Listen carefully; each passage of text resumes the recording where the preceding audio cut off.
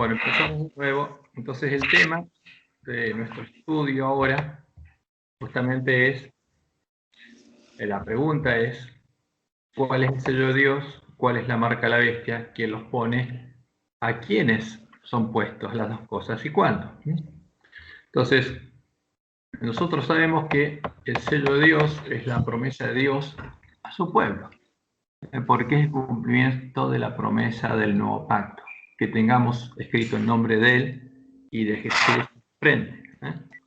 Entonces, la promesa es hecha al pueblo adventista, especialmente la última generación, porque nosotros sabemos que el conocimiento de la verdad se perdió a fin del siglo XIII, después de 1260 años en los que Dios sostuvo su iglesia en el desierto.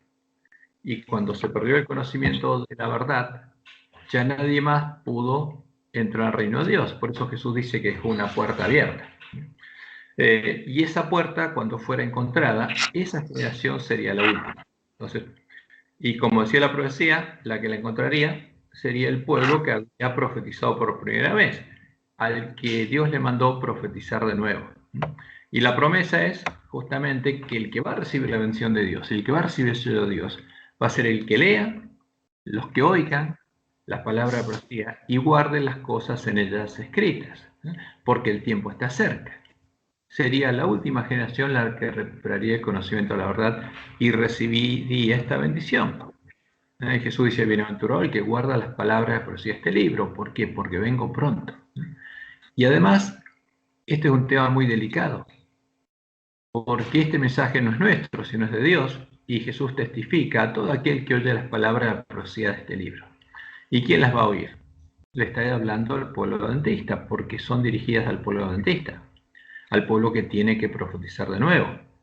Si alguno añadiere estas cosas, o sea, si alguno cambia el mensaje, añadiéndole a estas cosas, Dios traerá sobre él las plagas que están escritas en este libro. Y si alguno quitare las palabras del libro de esta profecía, Dios quitará su parte del libro de la vida y de la santa ciudad y de las cosas que están escritas en este libro. Porque las cosas que están escritas en este libro, la bendición que está puesta en este libro, son para el pueblo de Dios que guarde las palabras de la profecía. Pero si alguien quita, no puede recibir esa bendición. Ahora, hacer eso, como lo anuncia la profecía, va a hacer que el pueblo de Dios sea perseguido, como Dios le mostró a Elena, está en Primeros Escritos, página 32 al 34. Vi que Dios tenía hijos que no reconocen ni guardan el sábado, porque la profecía simbólicamente, como también lo usó antes, Dios usó el sábado como símbolo de su reino, del Evangelio del Reino de Dios. No han rechazado la luz referente a él. Y al empezar el tiempo de angustia, dice Elena, fuimos henchidos del Espíritu Santo, o sea, recibimos la lluvia tardía cuando salimos a proclamar más plenamente el sábado. Entonces, ¿qué le estaba mostrando Dios? Que la última generación es la que entendería el significado del sábado y lo proclamaría y viviría más plenamente, porque realmente lo estaría guardando plenamente. Y plenamente quiere decir totalmente. Esto enfureció a quien, a las otras iglesias y a los adventistas nominales. ¿Por qué? Porque si uno proclama plenamente el sábado y un adventista no lo está guardando plenamente, se va a enfurecer. Ahora, pero es nominalmente adventista, del séptimo día, pero se va a enfurecer. ¿Por qué? Porque no está guardando plenamente el sábado. Y en la predicación de qué es guardar plenamente el sábado, va a enfurecer a los adventistas que no hayan recibido el sello de Dios, y también a las otras instituciones, a las otras mujeres. Esto enfureció a las otras iglesias y a los adventistas nominales, pues no podían refutar la verdad sabática, y entonces todos los escogidos de Dios, comprendiendo claramente que poseíamos la verdad, que habíamos recuperado el conocimiento de la verdad echada por tierra, salieron y sufrieron la persecución con nosotros. Entonces, este es el tiempo de angustia, donde va a haber persecución. ¿Por qué? Por profetizar de nuevo, por predicar la verdad. Porque, como Dios le mostró en el Joel, este pueblo, en su última generación, sí tendría la verdad. O sea, comprendiendo claramente que poseíamos la verdad. Y esto es importante. Salieron y sufrieron la persecución con nosotros, porque vamos a ser perseguidos por predicar la verdad. Ahora, ¿pero cuál es esa verdad? Y Jesús lo dijo claramente en Mateo 24:14. Y será predicado este evangelio del reino. Ahora, el evangelio del reino que predicaba Jesús y vivía la iglesia primitiva, el reino de Dios, porque la iglesia primitiva era parte del reino de Dios, del lugar santuario de Dios. Y será predicado este evangelio del reino. Esa es la verdad. En todo el mundo, para testimonio a todas las naciones, y entonces vendrá el fin. Entonces, aquí va a pasar algo en el tiempo del fin, un conflicto. Ese conflicto, algunos van a recibir el sello de Dios y otros la marca de la bestia. Hay un micrófono abierto, por ahí alguien no se dio cuenta. Ahora, vamos a hacer lo siguiente.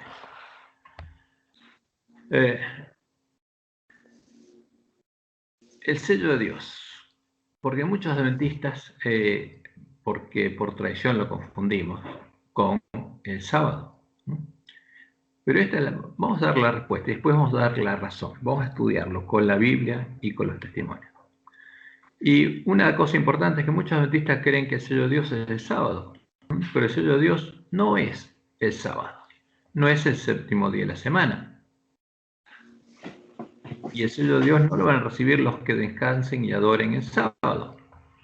Lo van a recibir los que prediquen y guarden plenamente el sábado, que es una cosa distinta. Y el sello de Dios es puesto por ¿quién? Por Dios. ¿Quién pone el sello de Dios? Dios mismo. Nadie más. Entonces, si uno guarda el sábado, no tiene el sello de Dios. Los adventistas del séptimo día que guardamos el sábado, en la medida que lo conocemos, no tenemos el sello de Dios. Porque el ángel de la Odisea es desventurado, miserable, pobre, ciego y desnudo. A ver, si se fijan, ¿alguien tiene el micrófono abierto, por favor?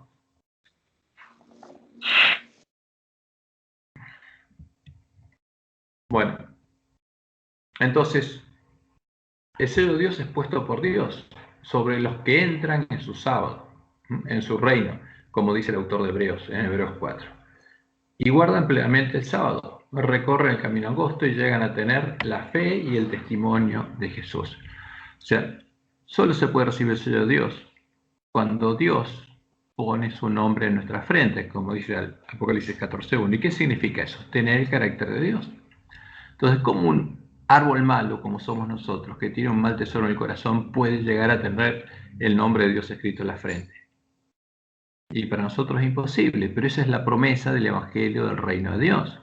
Entonces, cuando recuperáramos ese conocimiento y entendiéramos el verdadero Evangelio, y le pidiéramos a Dios y oráramos a Dios como Jesús nos enseñó a orar, ahí, recién ahí, podríamos empezar a recorrer el camino, al final del cual tendremos puesto en la frente el nombre de Dios. Ahora, ¿qué significa guardar plenamente el sábado?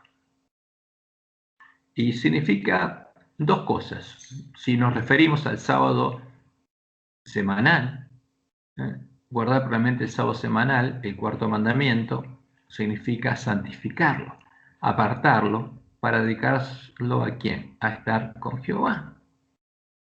Porque si alguien guarda el sábado y ese sábado no lo dedica a estar con Jehová o está con otro Dios, no está guardando el sábado.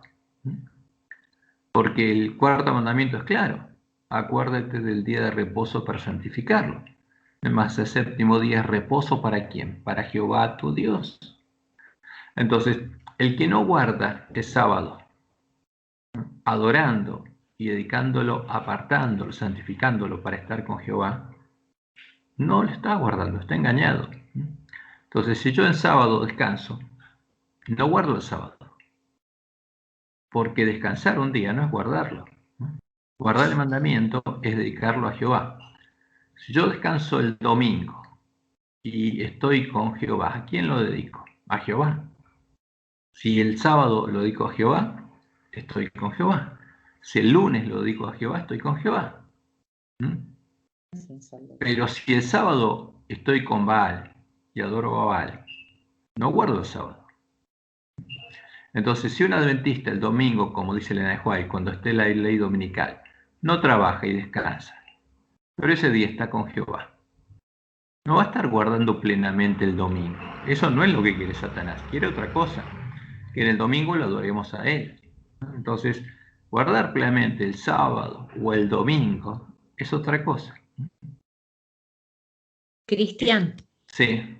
Hay una cita en Primeros Escritos, en la última página de la página 71, y dice: recuerden todos que Dios es santo y que únicamente seres santos podrán morar alguna vez en su presencia.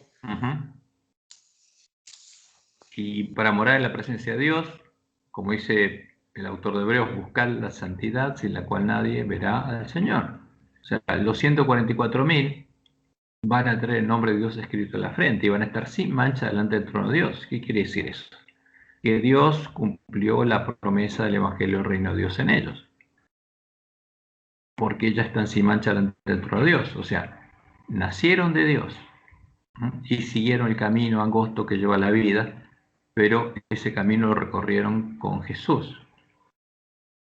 Entonces, por eso, guardar plenamente el sábado tiene dos significados. El primero es guardar verdaderamente el séptimo día de la semana, pero solamente lo podemos guardar dedicándolo a Jehová y estando con Jehová. Y la segunda acepción es profética, que significa entrar en su reino. Guardar plenamente el sábado significa entrar en el reino de Dios, entrar en su sábado, como dice el autor de Hebreos en Hebreos 4, en su reposo, y reposar para siempre de nuestras obras. Ahora fíjense, si nosotros el sábado descansamos nuestras obras y estamos con Dios, entrar el antitipo del sábado, que es el reino de Dios, entrar al lugar santuario de Dios y empezar a recorrer el camino que sería Jesús, significa que ya no andamos más en nuestros caminos. Entonces, ese es el significado de entrar en su... Justamente el otro significado de guardar plenamente el sábado, significa entrar en el reino de Dios, entrar en su sábado, entrar en su reposo y reposar para siempre en nuestras obras, dejar de andar en nuestros caminos. Ahora, porque si yo ando en mi propio camino, no ando en el camino que Dios preparó y que está dentro de su templo, dentro del lugar su santuario, estoy afuera. No estoy siguiendo las pisadas de Jesús, porque el camino que siguió Jesús siempre estuvo en la presencia de Dios, era parte del templo de Dios. Nunca estuvo separado de su Padre. Entonces, si mi camino está fuera del templo, y tengo que dejarlo para andar en otro camino. Y eso significa entrar en su reposo, como dice el autor de Hebreos en Hebreos 12. Y reposar de nuestras obras, dejar de andar en nuestros caminos para andar con Dios en sus caminos. O sea, no solamente el sábado estar con Dios, sino cada día. Eso es lo que pasaba con Jesús. Por eso cada mañana cuando oraba y le enseñó a orar a sus discípulos, ¿cómo oraba Jesús? Padre nuestro que estás en los cielos, santificado sea tu nombre.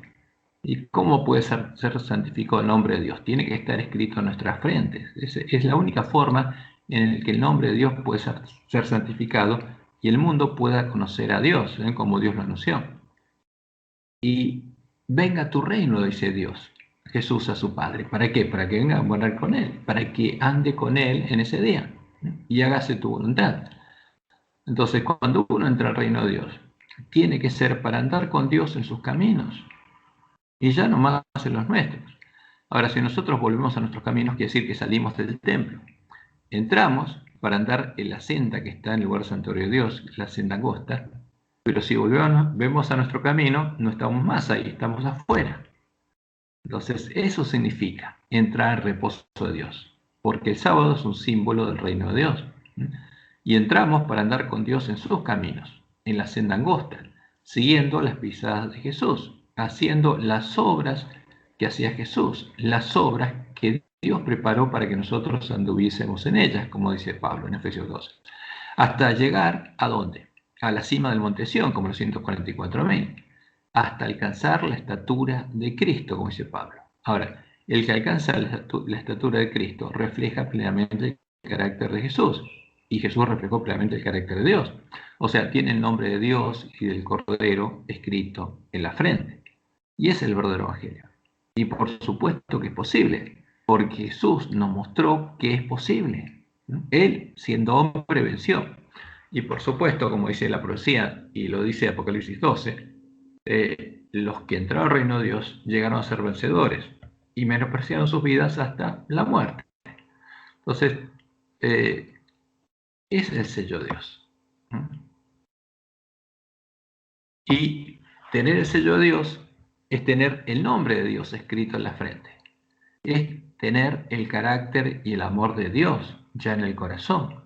Es tener la ley de Dios escrita en la mente y en el corazón, reflejando plenamente la imagen de Jesús, teniendo el testimonio de Jesús. Porque si tenemos los frutos de Jesús, Jesús dijo, por sus frutos los conoceréis. No puede dar un árbol malo dar fruto bueno. Ahora, si un árbol da fruto bueno, quiere decir que ya fue transformado en un árbol bueno. Y como Dios le mostró a Elena, los que reciban el sello del Dios vivo y sean protegidos en el tiempo de angustia, antes del tiempo de angustia, deben reflejar plenamente la imagen de Jesús. Ahora, para que eso pasara, tendríamos que recuperar el conocimiento de la verdad. Y entonces la promesa de Dios la recibirían los que hubieran leído y oído las palabras de profecía y las guardaran. Y el sello de Dios, como anuncia la profecía, que es su nombre escrito en la frente, que es un símbolo de su carácter, que eso quiere decir que sus hijos ya reflejan plenamente su carácter y tiene escrita su ley en la mente y el corazón, será puesto en dos grupos diferentes de personas que serán llamadas y probadas en dos periodos diferentes. Y esto es importante que lo conozca el pueblo adventista. Nosotros lo conocemos, ya lo estudiamos. Primero, antes del comienzo del tiempo de angustia, en este tiempo, antes que Jesús venga a buscarnos para ir con él a la batalla, el sello de Dios será puesto sobre las vírgenes sensatas, las que van a entrar con el esposo a las bodas, sobre los adventistas que lean, oigan y guarden las palabras de la profecía, entren por la puerta abierta en el reino de Dios, en su sábado, guardando plenamente el sábado, justamente. Y guarden plenamente el sábado, guarden las palabras de la profecía, recorran el camino angosto que lleva a la cima del monte Sión y lleguen a ser vencedores. Acá este verbo no quedó bien. Entonces guarden plenamente el sábado. Vamos a ponerlo acá. Guarden plenamente el sábado. Guarden las palabras de la profecía, recorran el camino angosto que lleva al cima del monte Sión y lleguen a ser vencedores.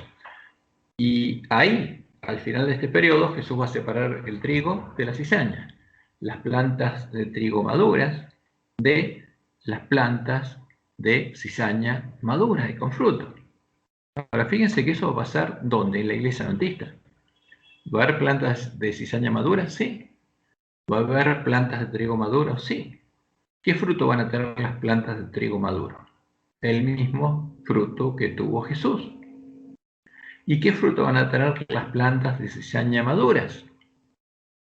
El mismo fruto que tuvo ¿quién?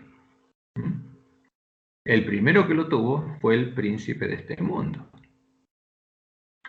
Ahora, y durante el tiempo de angustia, el sello de Dios será puesto sobre la gran multitud del pueblo de Dios que saldrá de en medio de la gran Babilonia. Porque esa es la promesa, este es el evangelio para el pueblo adventista y para el pueblo que está en Babilonia. Y esa gran multitud entrará por las puertas de la ciudad de Dios en su reino, en su sábado, se unirá al llamado del Espíritu y la esposa, justamente recorrerá el mismo camino que el pueblo adventista. Comerán del fruto del árbol de la vida, beberán del agua de la vida gratuitamente y llegarán a ser vencedores. Estos van a recibir el sello de Dios. ¿Cuándo? Antes que empiecen a caer las plagas. Al fin del fuerte pregón, ya van a estar preparados, ya habrán recibido el sello de Dios. Por eso es importante entender cuál es el sello de Dios y cuándo va a ser recibido. Y por supuesto, no lo recibe el que no trabaja en sábado, descansa el sábado. como Dios le mostró a Nehuay que no recibe la marca de la bestia el que descansa el domingo y no trabaja el domingo. Es otra cosa. Y por eso, respecto a la marca de la bestia, ahora nos enfocamos en la marca de la bestia, hay dos variantes puestas por dos bestias diferentes, porque hay dos marcas. Y ninguna de las dos es recibida por descansar y no trabajar el domingo.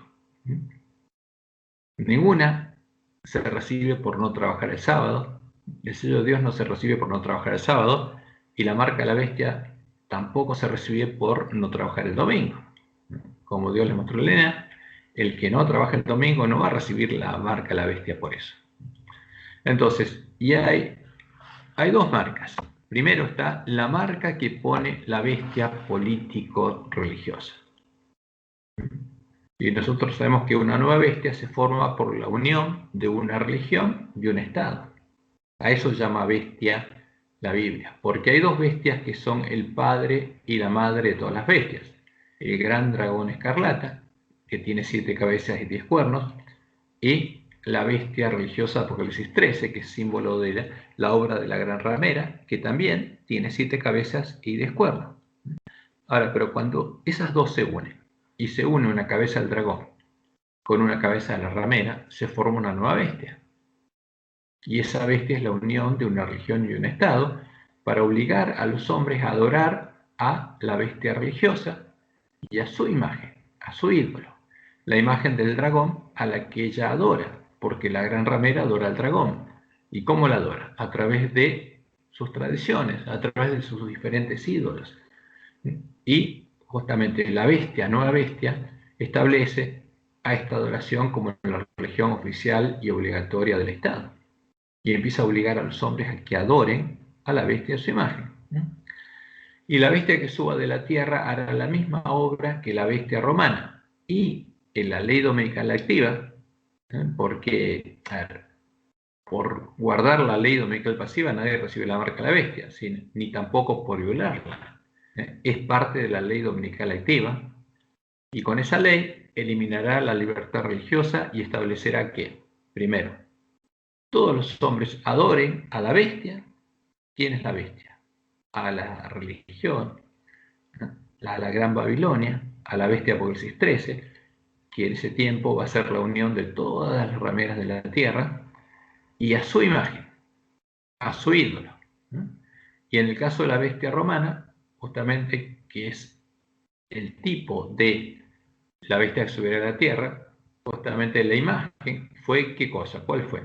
Como está registrada en el Edicto de Tesalónica, la piadosa Trinidad, definida en la que Jesús identifica como la doctrina de Jezabel.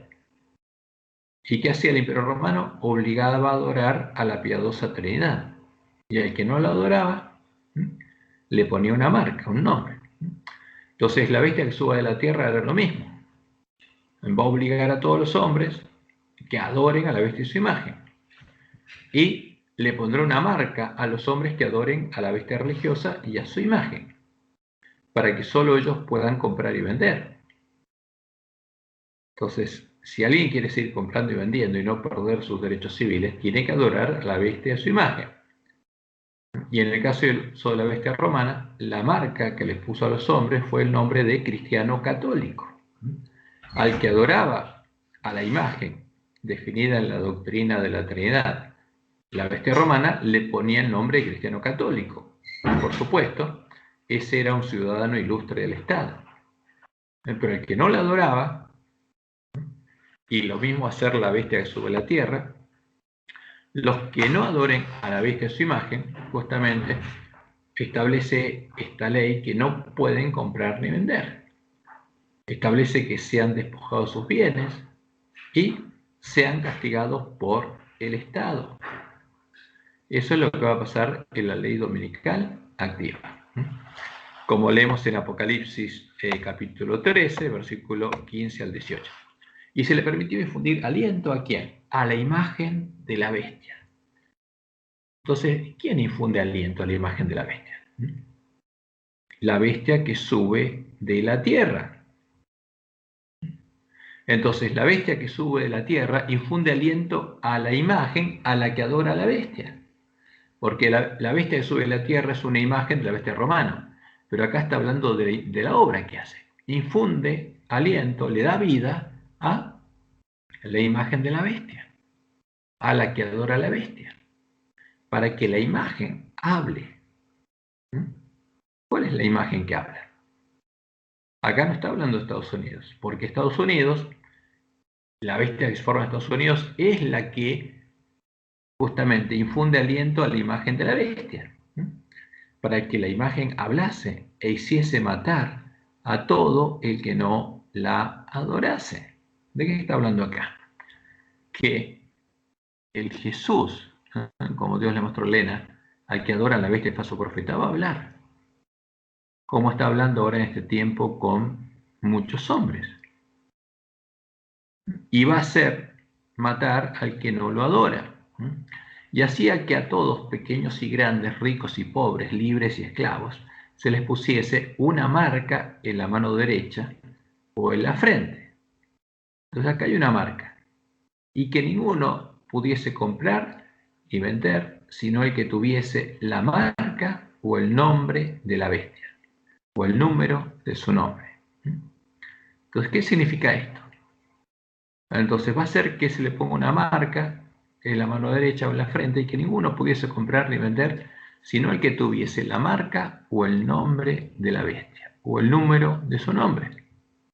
¿Qué quiere decir? El nombre de esta bestia tiene un número.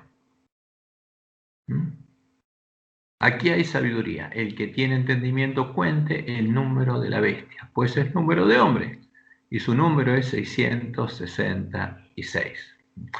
Ahora, ¿de qué habla acá? Por eso el que llega a entender la profecía tiene que tratar de interpretar esto. Y por supuesto, la ventaja que tenemos nosotros es que podemos ver en la historia lo que pasó. Como Dios le mostró a Nahuay, la nueva ley va a ser una imagen de la ley que unió al Imperio Romano, porque la bestia que sube a la tierra va a seguir el mismo camino que la bestia romana, y va a traer una ley dominical pasiva y una activa. Y en el edicto de Tesalónica, el que es el tipo de esta ley, podemos ver que el número del nombre de la imagen del dragón a la que adora la bestia religiosa, y ese nombre es la piadosa Trinidad, y es la abominación desoladora de la que habló el profeta Daniel, justamente el número de este nombre es 666, porque está compuesto ¿por qué? Por 3 imágenes de hombre. Fíjense, vamos al edicto de Tesalónica, que dice acá, y este edicto es el que cumple con la profecía. Y dice el Imperio Romano: queremos que todos los pueblos que son gobernados por la administración de nuestra clemencia profesen la religión. Entonces, esta sí es una ley dominical activa porque impone una religión. Y una religión es la adoración de un Dios. ¿Pero qué Dios? Al que adoran el Papa Dámaso y el Obispo de Alejandría. Porque eso es, creemos en, dice el Imperio Romano, justamente en la divinidad única del Padre, del Hijo y del Espíritu Santo, bajo el concepto de igual majestad y de la piadosa Trinidad. Entonces, la imagen, el Dios al que adora la bestia religiosa, tiene un nombre. ¿Y cuál es el nombre? La piadosa Trinidad. ¿Y cuál es el número de ese nombre? Ahora, dice es número de hombre. Entonces, cuando uno observa la imagen y las imágenes de Roma, porque la primera vemos la visión de Constantino, después vemos sacerdotes sosteniéndose en la mano diciendo que ese es Cristo. O sea que la visión que tuvo Constantino de su Dios, de Baal, es Cristo. Y después aparece la doctrina de Jezabel, donde el sol tiene 3 hipóstasis. Una es Cristo y el otro es el Dios Padre de la Trinidad y el otro es el Dios Espíritu Santo de la Trinidad. Son 3 personas que son 3 manifestaciones o hipóstasis de la sustancia divina, como dice Roma, que es del sol, de Baal. Es Baal Padre, Baal Hijo y Baal Espíritu Santo. Porque ese Dios que pone ahí, ¿quién es? El sol. Ahora, y se manifiesta por medio de 3 imágenes de hombre. Entonces, por eso este es el cumplimiento pleno de la profecía. Porque, ¿qué dice la profecía? que el número del nombre de la imagen de la bestia, ¿y cuál es el número del nombre? ¿Cuál es el nombre de la imagen en la que adora la bestia religiosa? La bestia romana, perdón. Es el Dios la Trinidad, la piadosa Trinidad. Y a su vez son 3 imágenes de hombres. O sea, este es el cumplimiento perfecto de la profecía. Y el Imperio Romano dice, ordenamos que tengan nombre de cristianos católicos quienes sigan esta norma. O sea, le puso una marca y esa marca es un nombre. ¿Cuál es? El nombre cristiano católico al que adora a la Trinidad. Y ese podía seguir comprando y vendiendo, como dice la profecía. Mientras que los demás los juzgamos dementes y locos. O sea, al que no adoraba al Dios la Trinidad, lo juzgaban demente y loco. Y un demente y loco pierde sus derechos civiles y es despojado de sus posesiones. Y además no se quedan contentos con eso, sino sobre los que pesará la infamia de la herejía y los declaraban herejes. Sus lugares de reunión no recibirán el nombre de iglesias, ¿no? O sea, solo se llama iglesias al lugar donde se adora a la Trinidad.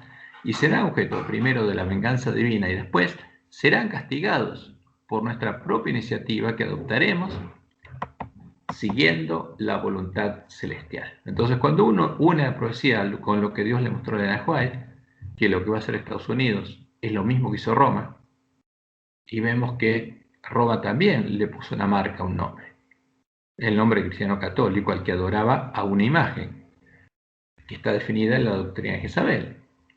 Y esa imagen, justamente, el número del nombre de la imagen Trinitas, es ¿qué cosa? Acá que hay 3 imágenes de hombre. Y es 666. O sea, el nombre de este Dios es una imagen de hombre, 6, otra 6 y otra 6. Y cumple perfectamente con la profecía. Y Roma empezó a perseguir, asesinar al pueblo de Dios, el pueblo conocía a su Dios, hasta echar por tierra el lugar santuario de Dios y la verdad. ¿Y qué había dicho Dios? Claramente, que no se haga ninguna imagen en su pueblo, ni física, ni filosófica, ni de ningún tipo. Deuteronomio 4, el 15 al 19. Guardad pues mucho vuestras almas, pues ninguna figura visteis el día que Jehová habló con vosotros de medio del fuego. Porque ¿quién es el Dios del pueblo Israel? Jehová. ¿Y alguien lo vio alguna vez? No. ¿Se puede hacer alguna imagen? No. Por eso Dios tuvo mucho cuidado que no vieran nada. Ninguna figura visteis el día que Jehová habló con vosotros en medio del fuego, para que no os corrompáis y hagáis para vosotros escultura, imagen de figura alguna, efigie de varón o hembra. Entonces Dios no le mostró nada, ¿para qué? Para que no se haga ninguna imagen. Figura de animal alguno que esté en la tierra, figura de ave, alguna alada que vuele por el aire. O sea, y Dios es coherente. Si Dios no mostró ninguna figura cuando habló con su pueblo, ¿la iba a mostrar cuando viniera Jesús? Por supuesto que no. ¿Iba a mostrar la figura de un ave alada? ¿Un ser creado? No. Figura de ningún animal que se arrastre sobre la tierra, figura de pez alguno que haya en el agua debajo de la tierra. No sea que alces tus ojos al cielo y viendo el sol y la luna y las estrellas y todo el ejército del cielo, seas impulsado y te inclines a ellos y les sirvas. Por eso Dios es muy claro, nunca mostró ninguna imagen y nos prohibió hacernos imágenes. Pero la profecía dice claramente que la imagen a la que adoraría la bestia, el número de su nombre sería 666. Y es claro, el cumplimiento de la profecía es claro. La ley dominical activa de la bestia romana es esta, el edicto de Tesalónica. Ahora, no es esa la única marca, hay otra marca. Porque la marca que sube la bestia, la bestia que sube la tierra, solo la puede poner la bestia que sube la tierra. ¿Cuándo? Cuando suba. Ahora, nadie puede recibir la marca de la bestia que sube la tierra, pero puede recibir otra marca. Y esto es muy delicado y lo tiene que saber el pueblo adventista. Y esa es la marca que pone el Dios de la Gran Babilonia en los que lo adoran. Esta es la marca que pone el dragón. O sea, del mismo modo en que Dios pone un sello escribiendo su ley en la mente y el corazón de sus hijos, el dragón hace lo mismo. Pero lo que pone es la ley de él, lo que él tiene escrito en la mente y el corazón. Y deja una marca. Y esta es la marca de la bestia escarlata. Es la marca que pone el dragón, el dios de la Gran Babilonia, a los que lo adoran. La marca que llega a tener el que, como los apóstatas de la iglesia primitiva, conscientemente decide seguir adorando al dios de la bestia religiosa, al dragón, y entra por la puerta ancha.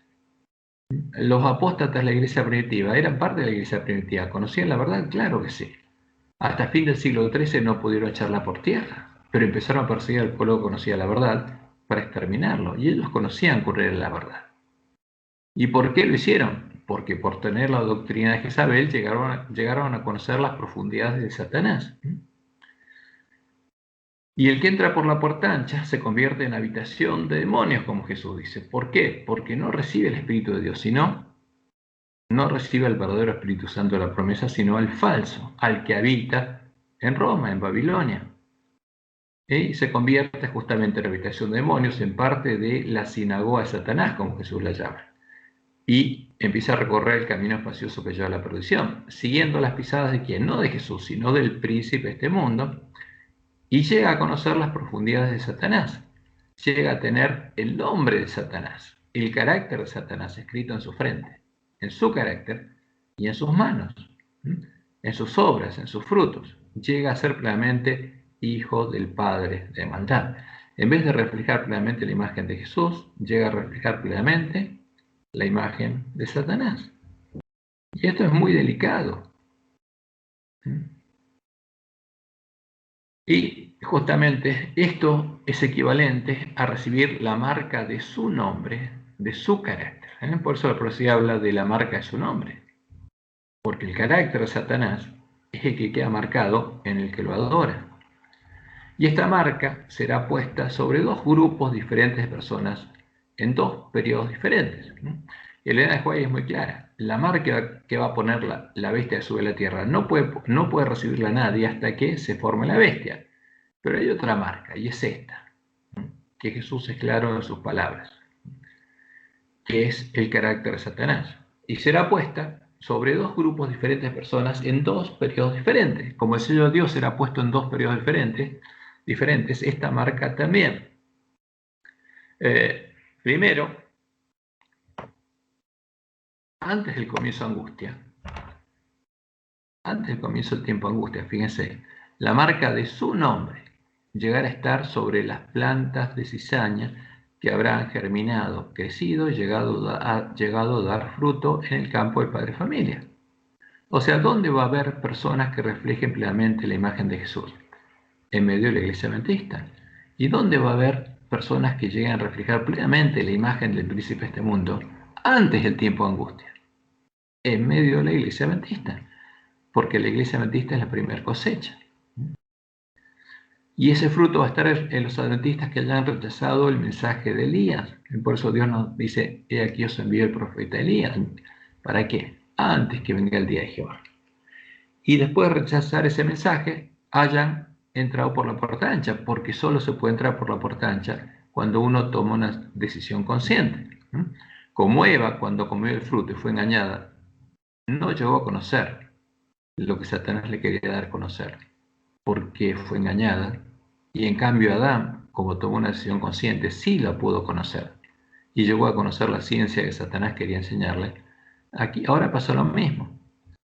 El que entra por la puerta ancha es porque tomó una decisión consciente de a quién va a adorar. Y justamente cuando haya entrado por esa puerta y haya recorrido el camino espacioso que lleva a la perdición, van a terminar convirtiéndose en ¿qué? En hijos del Padre de maldad, en hacedores de maldad. Eso es lo que Jesús predicó y anunció, como leemos en Mateo 13, 40 al 43, de manera como se arranca la cizaña y se quema en el fuego, así será el fin de este siglo. Enviará el Hijo del Hombre a sus ángeles y recogerán ¿de dónde? De su reino, no de Babilonia, de su reino, del campo del Padre Familia, a todos los que sirven de tropiezo y a los que hacen iniquidad. ¿Quién se llenó de iniquidad? Satanás.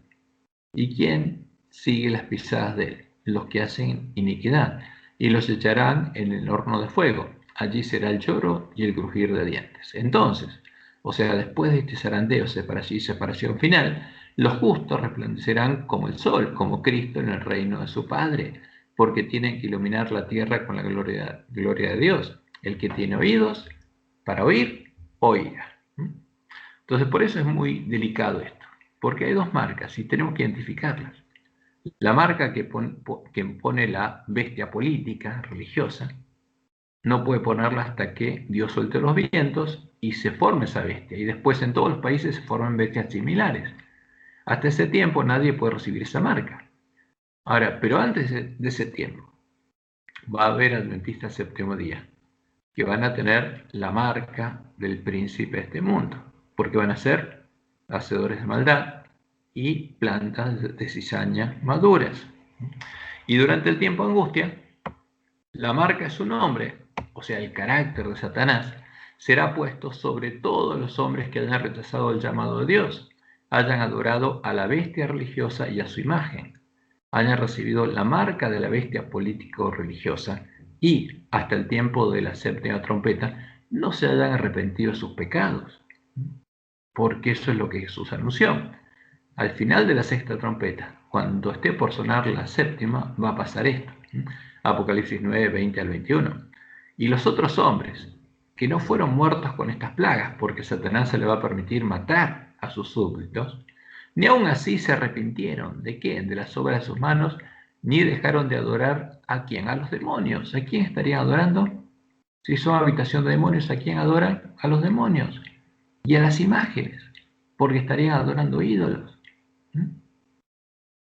Y no se arrepintieron de sus homicidios, ni de sus hechicerías, ni de su fornicación, ni de sus hurtos. Ahora, los que, a pesar de todo el llamado, todo lo que Dios les llamó, no se arrepintieron, ¿es por qué?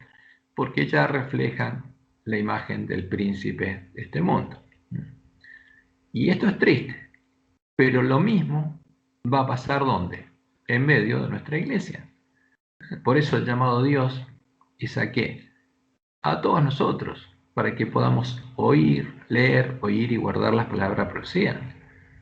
Y por supuesto Él prometió enviar los profetas Elías. ¿Por qué? Porque como Él lo anunció, como fruto de la obra que haría la bestia religiosa, en medio del pueblo de Dios estarían cometiendo las abominaciones que Él anunció por medio de Ezequiel en Ezequiel 8. Y entonces los hijos del pueblo de Dios serían los que se angustien y lloren al ver las abominaciones que se estarían cometiendo en medio de la iglesia. Entonces, estas son justamente este sello de Dios. Y esta es la marca de la bestia. Entonces, hay un solo sello de Dios. ¿Qué es cuál? Es el nombre de Dios escrito en la frente. Y hay dos marcas, porque hay dos bestias que dejan una marca. La bestia política religiosa, cuando se forme uniendo a Iglesia y al Estado, como lo hizo Roma. Y la otra marca es la marca que deja la bestia escarlata, el dragón, al que adora la Gran Babilonia. Porque como el sello de Dios es el carácter de Dios, el sello de la bestia escarlata es su carácter. Y ese es el tema más delicado, porque eso lo podemos recibir ahora, antes que empiece el tiempo de angustia. Porque una planta de cizaña con fruto es porque tiene fruto. Una planta de trigo con fruto es porque tiene fruto. ¿Y cuál es el fruto? El mismo fruto que estaba en Jesús. ¿Por qué? Porque tiene la fe que tenía Jesús en su Padre. Y recorrió el camino angosto que llevó la vida siguiendo las pisadas de Jesús. Y al final del camino tiene el nombre de Dios escrito en la frente y tiene fruto. Y ese fruto es el mismo de Jesús. Por eso tiene la fe de Jesús. Y como fruto tiene el testimonio de Jesús. Tiene el mismo fruto que tenía Jesús. Ahora, el que recorre el otro camino va a tener el mismo fruto que el príncipe de este mundo y el mismo fruto que se vio en el hombre de pecado, ¿no? Que se embriagó de la sangre de los mártires de Jesús. Entonces, esto es, en síntesis, lo que es el sello de Dios y la marca de la bestia. Entonces, por ejemplo, en este caso, hay una interpretación que indica que el 666 se refiere al Papa, ¿Por qué? Porque el nombre que se puso el Papa era Vicarius Filideis, vicario de Cristo, y en números romanos, sumando el valor de las letras, da 666. Entonces, las dos interpretaciones pueden ser correctas, no es algo importante. Lo importante es que entendamos cuál es el fruto, qué significa tener el nombre de Dios en la frente y qué significa tener la marca de la bestia en la frente. Porque el Papa no puede escribir en nuestra frente esa marca, pero el dragón sí. Por eso hay que tener mucho cuidado con estas cosas, porque en este tiempo somos llamados ¿para qué? Para leer, oír y guardar las palabras de la profecía. Bienaventurado de aquí vengo pronto, bienaventurado el que lee, los que oyen y guardan las palabras de la profecía. Porque esa es la misión del prolantista, leer, oír y guardar, para entender qué hay que hacer. Y como uno lee Apocalipsis 10, había que comer el librito, después hay que profetizar de nuevo, pero antes de profetizar de nuevo, como dice Apocalipsis 11, hay que estudiar los cadáveres de los dos testigos hasta que los dos testigos vuelvan a la vida. Y recién cuando vuelvan a la vida, van a profetizar con nosotros como profetizaron con el pueblo de la iglesia primitiva, hasta que el hombre pecado echó por tierra el lugar santuario de Dios y la verdad. Bueno, este es el sentido, este es el significado del sello de Dios y la marca de la bestia. No agregamos todos los versículos y toda justamente la explicación de la razón de esto, porque es mucha. Y simplemente queríamos estudiar con ustedes y dar una respuesta a estas preguntas. Bueno, vamos a detener la grabación.